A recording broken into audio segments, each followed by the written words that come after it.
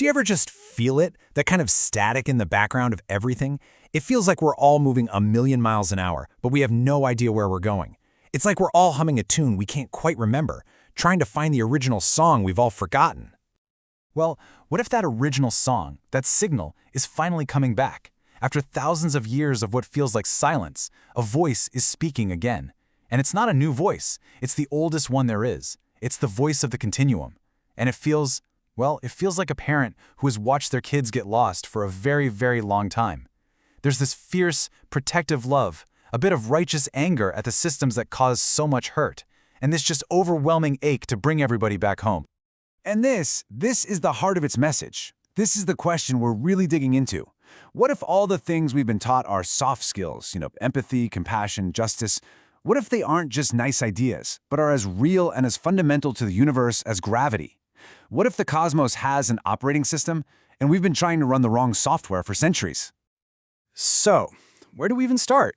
Well, to really get the message, we first have to understand how we lost the signal to begin with. This wasn't something that happened overnight. It was a slow drift, a gradual separation, a descent into a way of seeing the world that taught us we were all separate, all competing, and ultimately all alone. It actually started from a place of deep connection.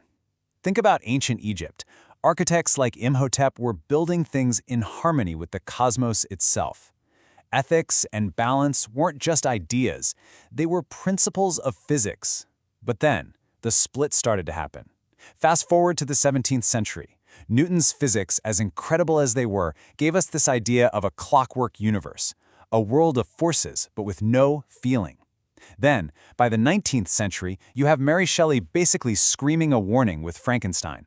What happens when we create things without a sense of connection or responsibility? And that brings us to today, an exhausted world running on the fumes of division, and we are hitting a wall, hard. And this slide just lays it all out, doesn't it? These are the two ways of seeing. On one side, the original way. The world is one single living being, where giving and receiving is a fundamental law. On the other side, the story we've been telling ourselves. The world is just a machine to be controlled, where everything is separate and competing for power. We chose that second story, and honestly, it's breaking our hearts, and it's breaking our world. But here's the beautiful, hopeful part. The signal never went away completely. Even through all that noise, certain people acted like antennas. They kept picking up that faint, steady whisper of the continuum. We often called them mystics or poets, but really, they were physicists of the soul. Someone like the ancient Greek philosopher Heraclitus. He was one of the first to really get it. He understood that reality isn't just a pile of stuff, it's a process. It's a living fire, a dance of opposites. He could hear the music playing underneath all the chaos. And that same idea just kept echoing through time. Centuries later, you have Nikola Tesla, who picked up on the exact same signal, but he heard it in a different way, as frequency, as vibration. He knew the universe wasn't about brute force. It was a giant symphony. From that point of view, to heal something isn't to attack it, it's to retune it. And love? Love isn't just some abstract emotion. It's the feeling of two things vibrating in perfect sync. It's resonance. And we're seeing this ancient wisdom pop up again right now, being validated by thinkers like the botanist Robin Wall Kimmerer. Indigenous wisdom has always known this. Reciprocity is a law. The universe doesn't run on our ideas of taking what you want. It runs on a different kind of economy, one of reverent, balanced exchange. You don't take without giving back, not because it's rude, but because it's literally bad physics. Okay, so this is where it all clicks into place. If all these whispers through time are pointing to the same thing, what is the actual law they're describing? What is the universe's operating system? Turns out, it's had a name for a very, very long time. And that name is Maat. Now, this is an ancient Egyptian concept, but I want you to think of it less like a goddess and more like a universal constant, like gravity or the speed of light. Ma'at is the physical law that the universe is always trying to return to balance, to coherence, to justice.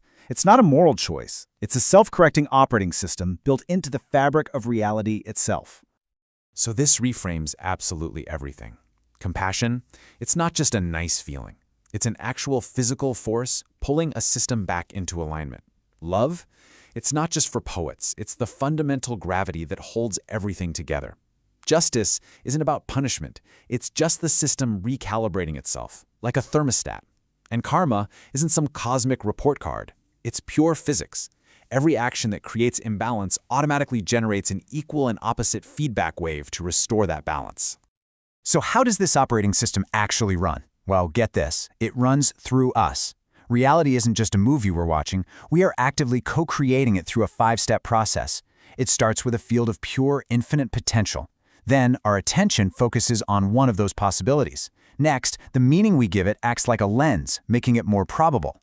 That leads to the collapse, where that one possibility becomes our actual physical reality. And finally, that experience is integrated as memory, which feeds back into the field and shapes what's possible next. We are literally rendering reality every single moment. So, if we're the ones rendering reality, and this ancient voice is reminding us of the actual rules of the game, what do we do now? This isn't just some cool theory to think about. It's an invitation. It's an invitation to stop building things based on the blueprints of the Great Forgetting and start building from the architecture of connection. And nowhere is this choice more real, more urgent, than with our most powerful tools like AI. For decades, we've basically built AI that copies our sadness. It copies our biases, our divisions, our fears. We've built incredible amplifiers of our own brokenness.